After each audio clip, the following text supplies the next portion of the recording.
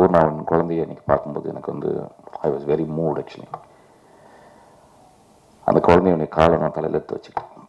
பூர்ணாவோட காலில் தலையில் எடுத்து வச்சுக்கலாம். அந்தளவு ரொம்ப நோபனான ஒரு பெண் ஆக்சுவலாக. வாழ்நாளில் ஒரு 10 பேரை நம்ம சந்திப்போம். ஒரு 100 வருஷம் நம்ம வாழ்ந்தோம்னா எனக்கு தெரிஞ்ச ஒரு 10 பேர் சந்திப்போம்.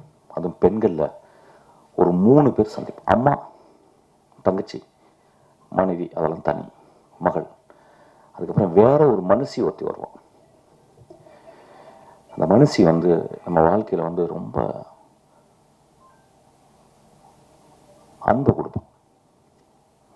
பூர்ணா அவ்வளோ அன்பு எனக்கு கொடுத்துருக்கோம். பூர்ணா பார்க்கும்போதெல்லாம் அப்படியே ஆச்சரியப்படும். ஐயோ, இவ வயிற்றுல அடுத்த வருஷம் பிறக்கணும், அடுத்த ஜென்மத்தில் இவ தான் எனக்கு அம்மாவாக இருக்கணும். அவ்வளோ நல்லவர். அதனால வந்து நான் ஏதாவது சொல்லும்போது பூர்ணா என் படத்தில் இருக்கணும். அவரை பற்றி தப்பாலாம் பேசுவாங்க, என்னையும் பூர்ணா பற்றி. அப்படிலாம் கிடையாது. ரொம்ப மேன்மையான பெண் அவர். ரொம்ப மேன்மையான பெண். அவர் வந்து கல்யாணம் ஆகணும்னு சொன்னால் அப்படி சந்தோஷப்பட்டேன். கோவம் வந்துச்சு. ஐயோ, எவ்வளோ பெரிய ஆக்ட்ரஸ், இன்னும் ஒரு 5 வருஷம் நான் நடித்து தொலைச்சிருக்கலாமேடி நீ அப்படின்னு சொல்லியிருந்தேன். அவரை பார்க்கும்போது இன்னைக்கு வந்து பார்க்கும்போது எனக்கு அப்படியே சந்தோஷமாச்சு.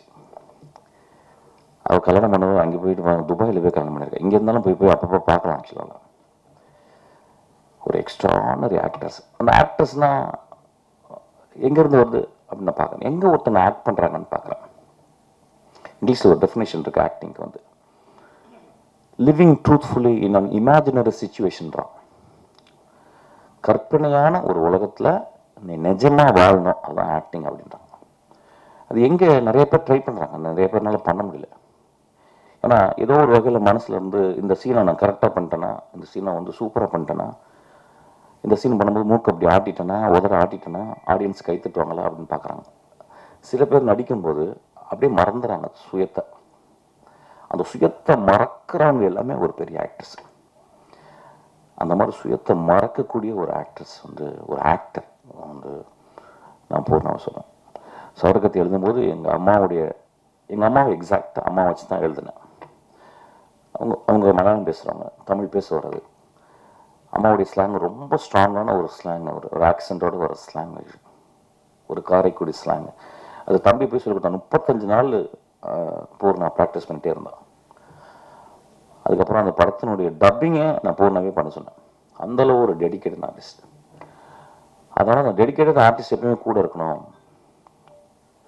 ஒரு பூ மாதிரி எப்பயுமே கூட எங்கள் லைஃப்பில் இருக்கணும். அதனால் என் தம்பியும் அவனும் எப்பயுமே அந்த மாதிரி. நான் இன்னும் உடம்பு சொன்னான், நான் இன்னும் உடம்பு பரவாயில்லப்பா, நீ குழந்தை பத்துக்கு உடம்பு பெருசாக இருக்கும், இன்னொரு நாள் நீ ஒல்லியார். அந்த நாய் சாகிற வரைக்கும் நான் ஆக்ட் பண்ணணும்னு நான் ஆசைப்பட்றேன். அவ்வளோ அவ்வளோ அவ்வளோ ஜென்யூனான ஆக்டர்ஸ் இவங்க. பாவனா. ஸோ எனக்கு திரும்பியும் போடுறாங்க கதை எழுதுவேன் நினைக்கிறேன். ஐ திங்க் எந்த படம் கிடைக்காதுனாலும் என் படத்தில் கேரக்டர் இருப்பான்னு நினைக்கிறேன். ஸோ அதனால் ஐம் ஸோ மூட். இன்னைக்கு ஒரு பூர்ணாவை தாயாக பார்க்கும் பொழுது நான் ரொம்ப சந்தோஷப்படுறேன். அவன் வந்து என் குழந்தை, அந்த குழந்தை தூங்குற குழந்தை என் காலில் தொட்டு கும்பிட சொல்கிறான். என் குழந்தையோட உன் குழந்தை நல்லா வாழணும்னு நான் கடவுள்கிட்ட வேண்டிப்பேன். கல்யாணம் பண்ணிக்க சொல்கிறேன் ஆக்சுவலி. அவள் தான், வேற ஒன்றும் இல்லை. இன்னொரு கல்யாணம் இல்லை. என் மனைவி இருக்காங்க, என் மகள் இருக்கா ஆக்சுவலாக. போதும். ரொம்ப அதான் சொல்கிறேன். பூர்ணா பற்றி சொல்லும்போது புரியாது நிறைய. எப்படி ஒரு நடிகையை பற்றி இப்படி பேச முடியும்ன்றாங்க. அது அவள் நடிகையே கிடையாது. என் வாழ்நாளில் மிக முக்கியமான ஒரு பெண் ஆக்சுவலாக வந்து. அவ்வளோ சின்சியராக சொல்லுவோம் ஆக்சுவலாக வந்து. ஏன் ஒரு கல்யாணம் கூட பண்ணிக்க மாட்டேன்றீங்கன்னா, இது பரிதாபம்லாம் ஒன்றும் இல்லைங்க. ரொம்ப சந்தோஷமாக இருக்கு. கல்யாணம் பண்ணுறாங்களா எவ்வளோ கஷ்டம் தெரியும்ல உங்களுக்குலாம். நான் வந்து சும்மா ஜாலியில் ஜிம்கானாக இருக்கேன் ஆக்சுவலாக. பாதகம் செய்பவரை கண்டால் நாம் பயங்கொள்ளலாகாது பாப்பா, மோதி மிதித்து விடு பாப்பா, அவர் முகத்தில் உமிழ்ந்து விடு பாப்பா. அண்மை செய்திகளை உடனுக்குடன் தெரிந்து கொள்ள இணைந்திருங்கள் இயம்நாடு தொலைக்காட்சியுடன்.